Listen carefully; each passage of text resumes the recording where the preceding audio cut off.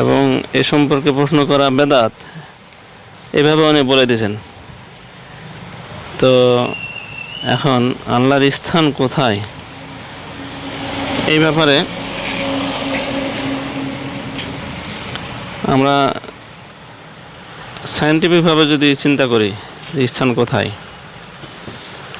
তাহলে ইমাম মালিক রহমতুল্লাহ যা বলছে সেটাই ঠিক বলে প্রমাণ হবে। একজন অসীম সত্তার স্থান কোথায় হতে পারে?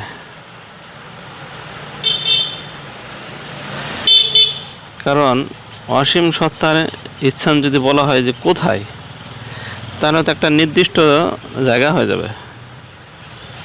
তো অসীম সত্তার জন্য নির্দিষ্ট জায়গা কল্পনা করা বা বলাই হচ্ছে অসীম, আবার বলতেছে কোথায়।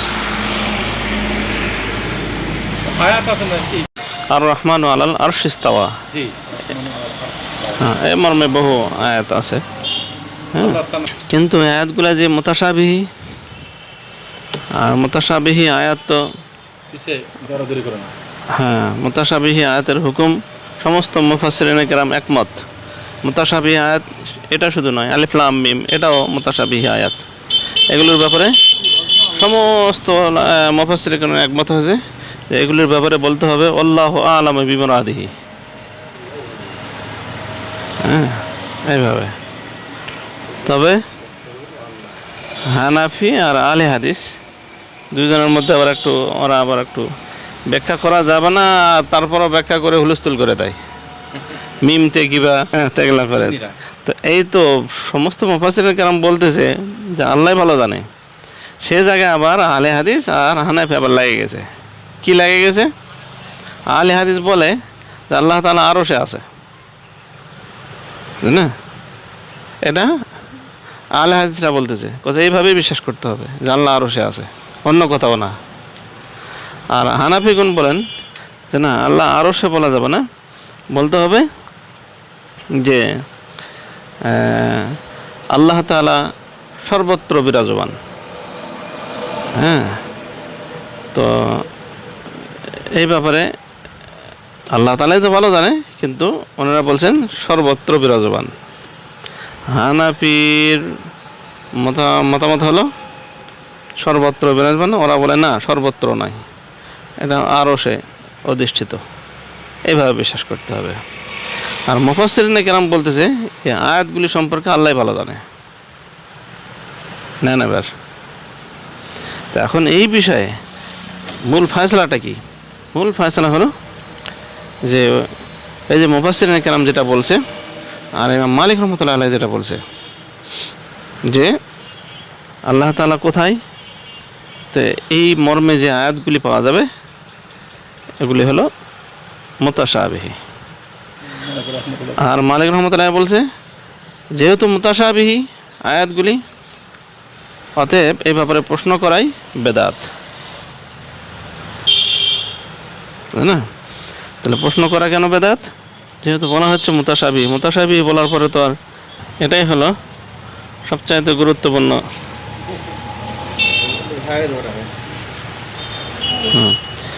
তো সায়েন্স এটাই বলে যে ঠিকই আছে, ওনারা যেটা বলছে মুফাসসিরিনে কেরাম যে আল্লাহ ভালো জানে ব্যাপারে, এগুলোর দ্বারা কি বোঝাতে চাওয়া যায়? আহলে হাদিসরা বলে আল্লাহ বুঝাচ্ছে একটা, আর আপনারা বলতেছেন যে জানি না, হলো না তো, এরকম ভাবে বলে আর কি। তো একটা বিষয়ে জানাই থাকুক আর জানা নাই থাকুক, সেই বিষয়ে আল্লাহ তাআলার উপর ন্যস্ত করলে আল্লাহ তাআলা বেশি খুশি হয়, তাই না? হ্যাঁ, ক্বালু সুবহানাকা লা ইলমা লানা ইল্লা মা আল্লামতানা, ছাড়ে দেওয়া। হ্যাঁ, তাহলে কি এই প্রশ্ন তো নাকি ছিল? হ্যালো, আচ্ছা, হ্যালো। মানে একটা উক্তি হওয়া সত্ত্বেও আমি এটাকে টানে আনছি, বুঝতে তো পারছেন? তাহলে অবশ্যই রহস্য আছে, কিন্তু আজকের আলোচনা এটাই ফিনিশিং হবে। দেখি শেষ পর্যন্ত যদি আলোচনা করি ওটা, তাহলে তো হলো, যদি আলোচনা না থাকে তাহলে বুঝে দেবো। এখানে যে কথাটা বোঝাতে চাওয়া হচ্ছে সেটাকে বুঝে নেই, তারপরে প্রশ্ন কী বলছে সেটা পরে। যে মুমিনের অন্তরে যদি আল্লাহর আরশ হয়, অর্থাৎ আল্লাহ যদি মুমিনের অন্তরে থাকে, তাহলে মুমিনের অন্তরটা আল্লাহর কেমন আরশ, কেমন আরশ? একান্তই পার্সোনাল আরশ। যে উদাহরণটা দিয়ে বুঝে দেওয়া হয়েছিল, যেখানে কেউ ঢুকতে পারবে না, কল্পনাও করতে পারবে না, ঢুকলে কী হয়ে যাবে? সেটা বাতিল হয়ে যাবে। হ্যাঁ, তো আসলে উদাহরণটা কি ম্যাচ করছে?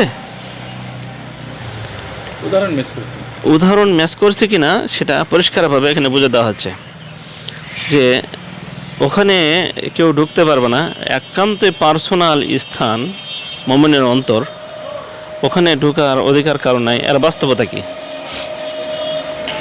এর বাস্তবতা হলো যে আরশে আল্লাহ ছাড়া কে আছেন? কেউ নাই তো, না? একজনও নাই। হ্যাঁ, ঠিকই, কেউই নাই, কেউই নাই। আল্লাহ তাআলা ছাড়া কেউই নাই। তার মানে আল্লাহ তাআলার কেমন স্থান? ওটা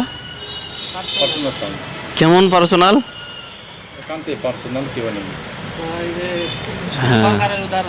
হ্যাঁ, কেউই নাই। তাহলে মুমিন অন্তর যদি আল্লাহর আরশ হয়, এখানে আল্লাহ ছাড়া আর কে থাকবে? মানে আরশে তো আল্লাহ ছাড়া আর কেউ থাকতে পারে না। তো মুমিন অন্তর যদি আল্লাহর আরশ হয়, তাহলে এখানে আল্লাহ ছাড়া কেউই থাকতে পারে না। তাহলে এটা শুধু উদাহরণ নয়, এটা বাস্তবতা। বাস্তবেই আল্লাহ ছাড়া আল্লাহর আরশে আর কেউ নেই। আর আল্লাহর আরশ যেটা হবে, এখানে আল্লাহ ছাড়া আর কেউ থাকবে না।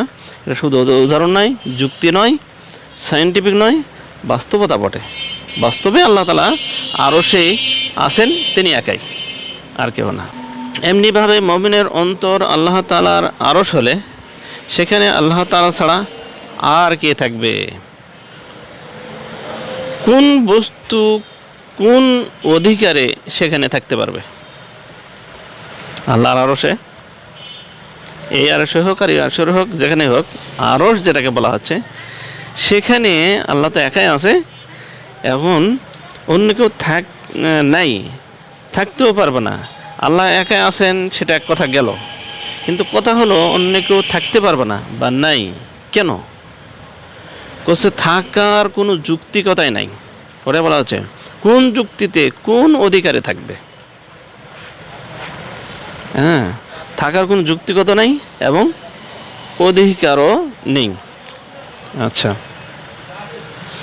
মুমিনের অন্তরে কোনো কিছুই নাই, শুধু আল্লাহ তাআলা থাকবে আরশের মতো। এই জন্যই হয়তো মুমিনের অন্তরকে আল্লাহর আরশ বলা হয়েছে। যে বা যারাই বলছে, এই জন্যই হয়তো বলছে, যেহেতু মুমিনের অন্তর আল্লাহ ছাড়া অন্য কারো থাকা জায়েজ নাই, এই জন্যই হয়তো ওরা, যদি ওটা হাদিস নয়, তারপরে ওরা এইভাবে হয়তো কিয়াস করে বলছে, আল্লাহর আরশে যেহেতু আল্লাহ ছাড়া কেউ নাই, তো মুমিনের অন্তর আল্লাহ ছাড়া যেহেতু কেউ থাকতে পারবে না, কেমন যেন আরশের মতোই হয়ে গেল। এই জন্যে হয়তো বলছে, একটা ধারণা আর কি, যেহেতু উক্তি, এভাবে তো বলতে হবে। তাছাড়া বাক্যটি এই যে বলা হচ্ছে হাদিস নয়। আচ্ছা, কোনো কিছু নয়, শুধু আল্লাহ তাআলাকে অন্তরে স্থান দিতে যে ব্যক্তি কঠিন মনে করে, যে ব্যক্তি আল্লাহ তাআলাকে সব বাদ দিতে হবে, সব বাদ দিয়ে শুধু আল্লাহ তাআলাকে স্থান দেওয়াটাকে যে ব্যক্তি কঠিন মনে করে। আসলে কি কঠিন? একটু কঠিন, তাই না? সবার জন্য সহজ হবে না। এক নম্বর কথা হলো সবগুলোকে বাদ দিতে হবে, সবগুলোকে বাদ দিতে হবে অন্তর থেকে। দ্বিতীয় নম্বর কথা হলো শুধু আল্লাহকে স্থান দিতে হবে। এটা সবার জন্য সহজ হবে না, অনেকের জন্য খুবই কঠিন। তো তারই কথা বলা হচ্ছে, আল্লাহ তাআলাকে বাদ দিয়ে অন্তরে, মানে আল্লাহ তাআলাকেই অন্তরে স্থান দিতে যে ব্যক্তি কঠিন মনে করে, সব বাদ দিয়ে আল্লাহ তাআলাকে স্থান দিতে যে ব্যক্তি কঠিন মনে করে, সেই ব্যক্তি আল্লাহ তাআলার সাথে অন্য কিছুকে স্থান দিয়ে নিজের অন্তরকে ক্ষতিগ্রস্ত করতে ভালোবাসে। যে ব্যক্তি সব কিছু বাদ দিয়ে আল্লাহকে স্থান যে দিতে হবে, তো এটাকে এইভাবে করাটা কঠিন মনে করে, ওই ব্যক্তিটা অন্য কিছুকে অন্তরে স্থান দিয়ে নিজের অন্তরকে ক্ষতিগ্রস্ত করতে ভালোবাসে। তাই তো হবে নাকি? আচ্ছা,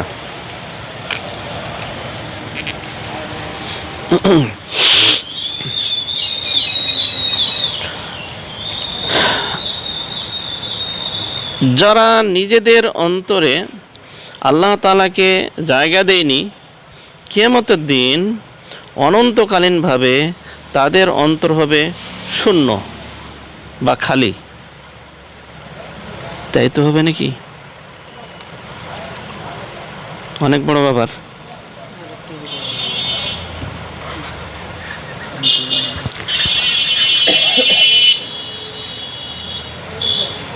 কতটা সায়েন্টিফিক ব্যাপার।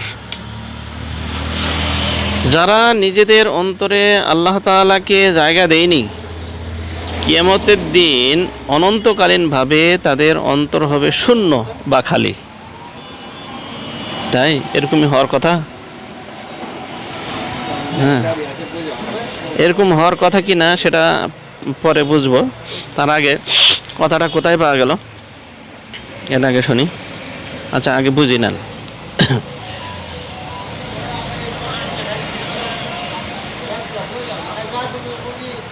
নিজের অন্তরে আল্লাহ তাআলাকে যারা জায়গা দেয়নি, তাদের অন্তর শূন্য হবে বা খালি হয়ে যাবে।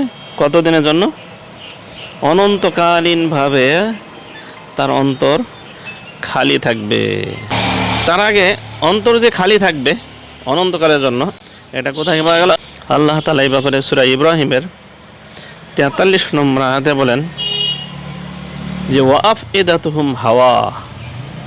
আয়াতের সরল অর্থ হলো যে কিয়ামতের দিন তাদের অন্তর হবে শূন্য। তাহলে আল্লাহ তাআলা কি বলতেছে? কিয়ামতের দিন তাদের অন্তর হবে শূন্য, খালি হয়ে থাকবে। আচ্ছা, তাহলে কি জন্য খালি হয়ে থাকবে? যারা আল্লাহকে অন্তরে স্থান দেয়নি, তাদের অন্তরে তো অনেক কিছু ছিল, তো অন্তর কেন খালি হয়ে থাকবে? আচ্ছা, যেহেতু তারা তাদের অন্তরে আল্লাহ তাআলাকে জায়গা দেয়নি, তাই তাদের অন্তরে তো আল্লাহ তাআলা থাকবেন না অনন্তকালের জন্য। তাদের অন্তরে কি থাকবে আল্লাহ? আল্লাহ তো জায়গা দেয়নি। তো ওরা সায়েন্স কি বলবে? আল্লাহকে জায়গা দেয়নি, কিন্তু অনন্তকালের জন্য তাদের অন্তরে আল্লাহ থাকবে নাকি? জায়গায় তো দেয়নি। হ্যাঁ, আল্লাহকে জায়গায় দেয়নি। আল্লাহ তাআলা তো ওই কলবে থাকবে না। হ্যাঁ, তো কেন থাকবে না? যেহেতু জায়গায় দেয়নি ওরা, অনন্তকাল ধরে আল্লাহ তার অন্তরে থাকবে না, অনন্তকাল তার অন্তরে থাকবে না।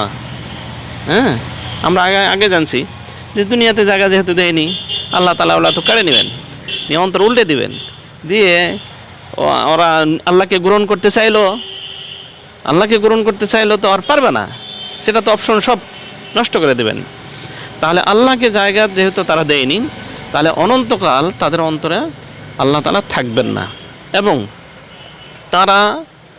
তারা যে তাদের অন্তরে দুনিয়াকে বা আল্লাহ ছাড়া অন্য কিছুকে জায়গা দিয়েছিল, সেখানে তো সেগুলি উধাও হয়ে যাবে। যেগুলিকে জায়গা দিয়েছিল সেটাও তো উধাও হয়ে যাবে। অতএব তাদের অন্তর তো অনন্তকালীনভাবে খালি হয়েই থাকবে। তাই তো? তাহলে আয়াতটা সায়েন্টিফিক। যারা আল্লাহ তাআলাকে স্থান দেবে না, তাদের অন্তর অনন্তকাল ধরে খালি থাকবে। চাই আল্লাহকে বাদ দিয়ে তারা অন্য কাউকে স্থান দেখ আর নাই দেখ, আল্লাহকে যারা স্থান দেবে না, তাদের অন্তর অনন্তকালের জন্য খালি থাকবে। আর যে ব্যক্তি আল্লাহ তাআলাকে স্থান দিবে, তার অন্তর কোনোদিন কি থাকবে না? খালি থাকবে না। অনন্তকাল তার অন্তরে একটা পাত্র হয়ে থাকবে, পুত পবিত্র একটা পাত্র হয়ে থাকবে, পুত পবিত্র সত্তার জন্য একটা পাত্র হয়ে থাকবে। আচ্ছা, আসেন আর অন্তর আল্লাহ তাআলাকে গ্রহণ করার মর্ম হলো এই যে আপনার প্রশ্ন উত্তর এখন লেখা আছে না, হ্যাঁ, আল্লাহর আরশ হওয়ার মর্মটা কি? কি বোঝানো হয়েছে? আসলে আল্লাহ অন্তরে থাকে না থাকে না, না এর দ্বারা কী বোঝানো হয়েছে আরশ বলে? বা আল্লাহ এখানে অন্তরে আল্লাহ মনের অন্তরে আল্লাহ থাকে, এর দ্বারা কী বোঝানো হয়েছে? আর অন্তর আল্লাহ তাআলাকে গ্রহণ করার মর্ম বা ধরন হলো ঈমান আনা, অর্থাৎ তাকে বিশ্বাস করা। অন্তরে তাহলে এখানে এটা অন্তরে আল্লাহ থাকা মানে আল্লাহর প্রতি ঈমান আনা। হ্যাঁ, আল্লাহকে বিশ্বাস করলো যে সে আল্লাহকে গ্রহণ করলো, যে আল্লাহকে বিশ্বাস করলো না সে আল্লাহকে গ্রহণ করলো না। মানে অনেক মূর্খ মানুষরা কবে যে কলবে যদি আল্লাহ স্থান হয় তাহলে ওই লাফটিনে ঢুকে তো আল্লাহর সাথে সাথেই ছিল রে। না, একজন হাফেজ সাহেব কোরআন শরীফ তার স্মৃতিতে রয়েছে, সে কি করতেছে কোরআন শরীফ নিয়ে বাথরুমে ঢুকতেছে। তো এগুলা যুক্তি ফুক্তি এটা ভালো লাগলো যে আল্লাহর স্থান মানে আল্লাহর প্রতি দৃঢ়ভাবে ঈমান আনা। এটা অনেক কিন্তু এই কথাটাকে বুঝতে হবে, ঈমান আনা মানে আল্লাহকে গ্রহণ করা বা আল্লাহকে স্থান দেওয়া অন্তরে, এটা একটু বুঝতে হবে। না বুঝলে আবার সায়েন্টিফিক হবে না, বুঝতে পারবেন না। তাহলে আল্লাহকে গ্রহণ করা বা আল্লাহ অন্তরে স্থান দখল করা এটা তাহলে বাস্তবিক নয়, এটা একটা রূপক কথা, তাই না? আচ্ছা, আল্লাহওয়ালা কাকে বলে? যারা বেঈমান তাদেরকে? অবশ্যই না। হ্যাঁ, যারা আল্লাহওয়ালা কাকে বলা হবে? যারা মুমিন তাদেরকে আল্লাহওয়ালা বলা হবে। আমি বলছিলাম যে আল্লাহর ওলি কাকে বলা হয়, যদিও আলোচনা আসেনি, কোন একটা আপনাদের প্রশ্নের প্রেক্ষিতে আমি বলছিলাম যে সমস্ত মুমিন হলো আল্লাহর ওলি, এই বলছিলাম না? যারা ঈমান যাদের আছে, এখন ঈমানের কাজ করুক আর নাই করুক, তারা হলো আল্লাহর ওলি। আল্লাহর ওলি মানে মূলত আল্লাহওয়ালা। আল্লাহওয়ালা মানে আল্লাহকে নিয়ে যারা ঘুরে, মানে কলাওয়ালা যেমন বলা হয়, সবজিওয়ালা যেমন বলা হয়, বাদামওয়ালা যেমন বলা হয়, এরকম আল্লাহওয়ালা তার মানে সে আল্লাহকে নিয়ে ঘুরে। তার আল্লাহকে নিয়ে ঘুরে মানে আল্লাহকে গাড়াতকে নিয়ে ঘুরে নাকি? না না, আল্লাহকে বিশ্বাস করে নিছে। তো যারা আল্লাহকে বিশ্বাস করে নিছে, আল্লাহ তাআলা তাদেরকে আল্লাহওয়ালা বলছে, জানেন? আল্লাহওয়ালা বলা হয়েছে। তাহলে যারা বিশ্বাস করবে না তারা আল্লাহকে গ্রহণ করে নেই। আর বিশ্বাস করা মানে হলো আল্লাহকে গ্রহণ করা। তার মানে আল্লাহকে কি বাস্তবিক পক্ষে গ্রহণ বোঝানো হচ্ছে এখানে? না, বিশ্বাস করাটাকে এই গ্রহণ বোঝানো হচ্ছে। মানে গ্রহণ বলতে গ্রাহ্য করে নেওয়া, মানে নেওয়া আল্লাহকে। আর আরেক দল মানে নেয়নি, এই যে মানে নিছে মানে আল্লাহকে গ্রহণ করছে। হ্যাঁ, ওয়ালাইকুম আসসালাম। বলে না যে আমরা সিদ্ধান্ত গ্রহণ করেছি, তো সিদ্ধান্ত কি গ্রহণ করা যায়? সিদ্ধান্ত কি একটা কি স্থূল বস্তু? তাকে কিভাবে গাড়ন নেবে? মেনে নেওয়া মানে আল্লাহকে গ্রহণ করা, গ্রহণ করা, বিশ্বাস করা, তাই না? তাহলে বিশ্বাস করা মানেই হলো আল্লাহকে গ্রহণ করা, আর বিশ্বাস না করা মানেই যদি হয় আল্লাহকে গ্রহণ না করা। তাহলে আল্লাহকে গ্রহণ করার মর্ম কী হবে? তাহলে ঈমান আনা, বিশ্বাস করা, এটাই হবে আল্লাহকে গ্রহণ করার মর্ম। তাহলে এই জন্যই বলা হচ্ছে, ধারণা থেকে বলা হলো যে যেহেতু মুমিন ব্যক্তি আল্লাহ তাআলাকে কি করে? বিশ্বাস করে।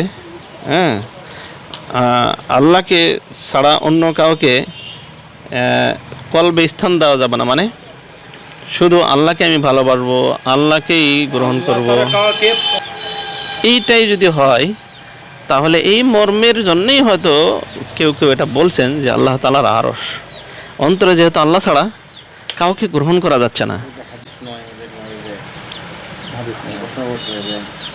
मोमिन का दिल अल्लाह की आरश है। रिवायत की तहकीक सवाल कुलुबुल मोमिन सुन्ना, क्या ये हदीस से सही है या नहीं?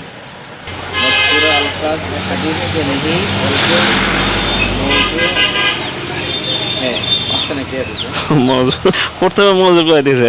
এটা কি? এটা দারুল ইফতা জামিয়াতুল উলুম ইসলামিয়া, ওটা ওই ঢাকাতে নাকি? করাচি একটা ভাই করাচি? আচ্ছা আচ্ছা। আল্লাহ আলাম মৌজু বলে আবার আল্লাহ আলাম বলে দিছে। আচ্ছা হোক, এখন এটা হাদিস হোক না হোক হাদিস আমাদের দরকার নাই। আমরা বুঝলামই না তো একটা। হ্যাঁ, আমরা এরকম আরও কিছু আছে, কেউ হাদিস বলছে কেউ হাদিস বলেনি, এরকমও আছে। হ্যাঁ, কেউ জাল হাদিস বলছে আর কেউ বলছে হাদিস নেন। চিন্তা করছেন? ওই যেমন হুব্বুদ দুনিয়া, কুল্লু খাতিয়া হ্যাঁ। লাউলা কালামা খালাকতুল্লাহ। কেউ আবার কি বলছে জানেন? হুব্বুদ দুনিয়াকে কেউ হাদিস বলছে আবার নেন, কিন্তু যারা বলছে তারা আবার সহিত সহিত দূরে থাকলো, জয়ীব বলছে। তো লাউলা কালামা খালাকতুল্লাহ আপনাকে নবী আপনি কি সৃষ্টি না এটা একবারে জাল। এর উপর ভিত্তি করে এই হাজার হাজার আলেম ওলামা এবং সাধারণ মানুষের সামনে নবীকে সৃষ্টি না করলে আল্লাহ তাআলা কায়নাত কিছু সৃষ্টি করতে না। এজন্য আমাদেরকে খুব সাবধানে মানে হাদিস থেকে দেখে শুনে বলতে হবে আমাদেরকে। এই মানুষের শুনে মানে তুমি নবীকে সৃষ্টি না করলে আল্লাহ আরো আসমান জমিন কিছু সৃষ্টি করতে না। আল্লাহ তাআলাকে গ্রহণ করার মর্ম তাহলে বলা হলো যে তাকে বিশ্বাস করা বা ঈমান আনা। আর ঈমান বলতে শুধু তাকে বিশ্বাস করাকেই বোঝায় না, অনেক কিছু জড়িত, অনেক কিছু জড়িত। শিরক শুধু একদিক থেকে হয় না, শিরক ফিস সিফাতও হয়, এগুলো পরে জানবো ইনশাআল্লাহ। আচ্ছা, ঈমান আনাই হলো আল্লাহ তাআলাকে গ্রহণ করার মর্ম। এটা কোথায় পাওয়া গেল? এই ব্যাপারে আল্লাহ তাআলা সূরা বাকারার 256 নম্বর আয়াতে বলেন যে ওয়ায়ুমিন বিল্লাহি ফাকাদ ইসতামসাকা বিল উরওয়াতিল উসকা। আনা মানেই ঈমান আনা মানেই হলো আল্লাহ তাআলাকে গ্রহণ করা। এই ব্যাপারে হ্যাঁ, বা আল্লাহ তাআলাকে গ্রহণ করার মর্ম হলো ঈমান আনা। এটা কোথায় পাওয়া গেল? আল্লাহকে গ্রহণ করে এর মর্ম না কি জন্য বললেন? হ্যাঁ, আল্লাহকে গ্রহণ করার মর্ম হলো ঈমান আনা, বা ঈমান আনাই হলো আল্লাহ তাআলাকে গ্রহণ করার মর্ম, একই কথাই। তাহলে সূরা বাকারার 56 নম্বর আয়াতে আল্লাহ তাআলা বলেন ওয়া ইয়াকফুর বিত-তাগুতি ওয়া ইউমিন বিল্লাহি ফাকাদ ইসতামসাকা বিল উরওয়াতিল উসকা। এই যে আল্লাহ তাআলা বলে দিচ্ছেন যে ব্যক্তি তাগুতকে প্রত্যাখ্যান করে, অস্বীকার করে, হ্যাঁ, এবং আল্লাহ তাআলাকে বিশ্বাস করে, সে মজবুত হাতল শক্তভাবে ধারণ করলো। আল্লাহ তাআলাকে শুধু গ্রহণ করা নয়, মজবুতভাবে গ্রহণ করলো, মজবুতভাবে ধারণ করলো। তাহলে আল্লাহ তাআলাকে ধারণ করার মর্ম কি দাঁড়ালো এখানে? আল্লাহ তাআলা বলে দিলেন যে আল্লাহ তাআলাকে বিশ্বাস করা, ঈমান আনা, এবং অন্য বিশ্বাসগুলিকে ছেড়ে দেওয়া। যদি আমাদেরকে প্রশ্ন করি ঈমানের আগে কি হুজুর, আপনারা ঈমান করেন, ঈমানের আগে কি? উত্তর কি? ঈমানের আগে এলেম। এই আয়াতের মধ্যে বলা হচ্ছে যে ঈমানের আগে হলো তাগুতকে অস্বীকার করা, তারপরে ঈমান আনা। মানে ঈমান আনার আগ দিয়ে এই অন্তরে তো অনেক কিছু স্থান আছে, যেগুলো পরিষ্কার করা লাগবে না। সাপোজ এখানে আমি ডাউনলোড দিছি আল্লামা সাঈদী অমুক বক্তা, ঢোকা মেমোরি ভর্তি, তো নতুন কিছু একটা ঢোকাতে চান তাহলে ডিলিট করা লাগবে। তো আমার এই অন্তরে তাগুতের একটা বাসা বাঁধানি আছে, ঈমান গ্রহণের আগে ওর আগে পরিষ্কার করা লাগবে না। ঈমানের আগে মানে তাগুতকে ডিলিট করা। ঈমান আনা আগে তাগুতকে ডিলিট করা, এই আলোচনা একদিনে হবে না। কয়দিন চলছে আপনাদের? চলতেছে কয়দিন? কত? 44টা পর্ব হয়েছে না? 47টা পর্ব আলোচনা হয়েছে এটার উপরে, যে তাগুতকে বাদ দেওয়া, আল্লাহকে গ্রহণ করা। হ্যাঁ, তো এইখানে ওটা বোঝানো হচ্ছে না, ওটা পরে। হ্যাঁ, আমাদেরকে বুঝাইছে এরকম যে এমন নয়, তাগুত বিল্লাহ, তাগুতকে অস্বীকার করে তারপরে ঈমান আনা। না তাহলে ফাকাদ ইস্তেমসাকা বিল উরওয়াতিল উসকা নাম ফিসামাল্লাহ আল্লাহ সামিন আলিম। তাহলে এমনভাবে গ্রহণ করলে আল্লাহরে, তারা এমন একটা মজবুতি হাতল ধরলে এটা ছিঁড়বে না, মস্কে যাবে না। হ্যাঁ, আর তাগুত যদি থাকে ইমান গ্রহণ করে তাহলে তো দুদল্লা মান, এটা এই অন্তরে কোনো দাম নাই। ওটা একটু ভুল হবে। ওটা কি জন্য ভুল হবে? যে তাগুতকে দূর করে তারপরে ইমান আনতে হবে, তাহলে ইমান পরবর্তী পর্যায়ে আসতেছে। জি জি তাহলে প্রথম পর্যায়ে তাগুতকে দূর করতে হবে। তাহলে প্রথম পর্যায়ে যে তাগুতকে, তাহলে দুটা পার্ট ধরে নেই। জি, দুই পার্টের মধ্যে দ্বিতীয় পার্টে ইমান আছে, প্রথম পার্টে তাগুত আছে, তাগুত আছে। প্রথম পার্টের ইমানের কোনো প্রশ্ন নাই, প্রথম পার্টটা ইমানের কিছুই না, কিছুই নাই। তাই না? আপনি যেভাবে মনে করেন আপনি বুঝালেন আর কি, সেটাই ভাঙিয়ে দিচ্ছি আমি। হ্যাঁ, এখানে ভুল শব্দটা কি? তো প্রথম পার্টে ইমানের কিছুই নাই, প্রথম পার্ট ইমানের কোনো অপশন নেই, নামগন্ধ নাই। আর দ্বিতীয় পার্ট হলো ইমানের পুরাটাই ইমানের, মানে পুরা পার্টটাই হলো ইমানের, এরকম বোঝাচ্ছে কিন্তু আপনার কথার দ্বারা। জি, কিন্তু না, ব্যাপারটা তা নয়। দুই পার্টে ইমান আছে, দুই পার্ট মিলেই ইমান। তাগুতকে বাদ দেওয়া এবং আল্লাহকে, তাগুত চিন্তা না। না না না, আগে বলুন না, এলেম থাকুক না থাকুক সেটা পরে আসতেছি, ওটা আবার আলাদা শিরোনাম আছে ওটার। হ্যাঁ, এখানে যেটা যে তাগুতকে বাদ দেওয়া, এটাও ইমান। আল্লাহ তাআলাকে বিশ্বাস করা, এটাও ইমান। দুটা মিলেই ইমান। এমন নয় যে তাগুতকে বাদ দেওয়া হলে এখানে ইমানের কিছু নাই, না, তাগুতকে বাদ দেওয়াটাও ইমানের অংশ। বলেই তো তাগুতকে বাদ দেওয়া, ইমান না থাকলে তাগুতকে পর্যন্ত করবে না। হ্যাঁ, কারণ কেউ যদি আল্লাহ তাআলাকে বিশ্বাস করে, তাগুতকেও যদি স্থান দেয়, তাহলে কী হবে? ইমান হবে? কোর্সের কালে জন্য হবে না। তাহলে কী হলো ব্যাপারটা? হ্যাঁ, আল্লাহকে বিশ্বাস করলেই যদি ইমান হয়, তাহলে তাগুত থাকলে আবার ইমান হবে না কেন? তার মানে কি বোঝা গেল? যে তাগুতকে বাদ দেওয়া, আল্লাহ তাআলাকে বিশ্বাস করে নেওয়া, তাহলেই হবে ইমান। দুটা মিলে ইমান, না, দুটা মিলে ইমান। দুটা মিলে ইমান কি বাদ দেওয়া পর্যায়ে আর কি, বাদ দিতে হবে। হ্যাঁ, এটা ইতিবাচক নেতিবাচকভাবে নিতে হবে, করতে হবে। হ্যাঁ, এটা কালেমা তাইয়্যিবা যখন আসবে আলোচনা, সেই কালেমা তাইয়্যিবা শিরোনামে বগরা গেছিলাম, কালেমা তাইয়্যিবা বুঝাইলো যে লা ইলাহা ইল্লাল্লাহ মানে তিনটার ভিত্তিতে ইমান। মানে বললো যে লা ইলাহা ইল্লাল্লাহ মানে আল্লাহ ছাড়া কোনো এই মাবুদ নাই আসলে। তারপরে আল্লাহ ছাড়া ইলাহা নাই, আইনদাতা নাই। তারপরে লা ইলাহা ইল্লাল্লাহ আল্লাহ সার্বভৌমত্বের মালিক। এই তিনটার অর্থে কালেমা লা ইলাহা ইল্লাল্লাহ মুহাম্মাদুর রাসূলুল্লাহ তার ইমান আসবে, হবে না হবে না। তিনটা নয়, 7টা। আর কি 7টা আমানতু বিল্লাহি ওয়া মালাইকাতিহি ওয়া কুতুবিহি, জি, ওটা তো 7টা। এজন্য যে আলোচনাগুলো হয়েছে ভালো করে খেয়াল করবেন যে ইমানের পরিচয় গেছে, কিন্তু ইমানের স্বরূপও গেছে। ইমানের পরিচয় কি বলা হয়েছে? ইমান ধর্তব্য হওয়ার জন্য শর্তগুলো কি এখানে বলা হয়েছে। এরপরে ইমান পূর্ণ হওয়ার জন্য শর্ত কি সেগুলো আলোচনা করা হয়েছে।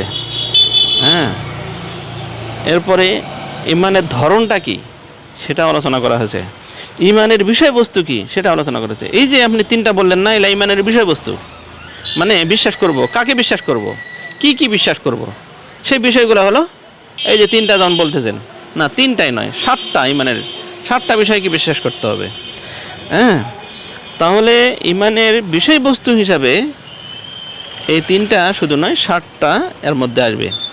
তো এই 7টা কি 7টা ইমান? না, 7টা তো ইমান নয়। 7টা হলে ইমানের বিষয়বস্তু, যাকে বিশ্বাস করবো সেগুলা। বিশ্বাস আর এই বিষয়টা একই? বিশ্বাস আর আল্লাহর কিতাব কি একই? বিশ্বাস আর আল্লাহ কি একই? বিশ্বাস আর ফেরেশতা কি একই? তাহলে বিশ্বাসের নাম তো ইমান, তাহলে আল্লাহ কি? হ্যাঁ, এইখানে মোতাদ্দি হয়েছে।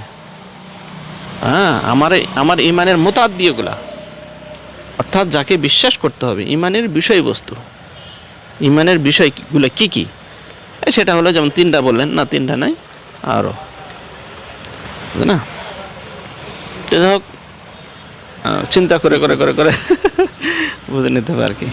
আচ্ছা, তো এখন এই যে সর্বশেষ আমাদের ফিনিশিং, এটা আলোচনা শেষ হলো, ফিনিশিং হলো যে আল্লাহ তাআলা শুধু মুমিন নয়, প্রত্যেকটা ব্যক্তির, প্রত্যেকটা মানুষের অন্তরকে আল্লাহ তাআলাকে গ্রহণ করার যোগ্যতা দিয়ে কি করছেন, সৃষ্টি করেছেন। শুরুতে আজ যেগুলো আছে বলা হয়েছে যে ফিতরত আল্লাহিল্লাতি ফাতারান নাস আলাইহা, ফিতরত দিয়ে আল্লাহ তাআলা কিন্তু কি মানে নিজেদের কারণে নিজেদের ইয়ে কারণে হ্যাঁ উল্টে রাখছে। হ্যাঁ তৈরি করছে। তো আবার কিভাবে তৈরি করছে? অত্যন্ত নিখুঁতভাবে পুত পবিত্র করে, আলোকময় করে, সুসজ্জিত করে ইত্যাদি। আল্লাহ নূরুস সামাওয়াতি ওয়াল আরদ, এত সুন্দর করে তৈরি করছে। করার পরে এই অন্তর বহু ভাগে ভাগ হয়ে গেছে, শাখা প্রশাখা বিভিন্ন ভাগ হয়ে গেছে। এই ভাগগুলি আল্লাহ তাআলা করেনি, আল্লাহ রসুলও করেননি। আল্লাহ রসুল ভাগগুলো খালি দেখে দিছে যে মানুষ এই এক প্রকার অন্তর বহু প্রকারে ভাগ করে দিছে। তো এক প্রকার যেটা মুমিনের অন্তর, যেটা সেটাই মুমিনের অন্তর, তার অন্তরের যেটা উদ্দেশ্য সেটা পূরণ করছে, আর বাকিগুলা একটা উদ্দেশ্য পূরণ করেনি। বিষয়গুলো আমাদের শেষ হলো আলহামদুলিল্লাহ, কিন্তু আসলে আমাদের বুঝে আসছে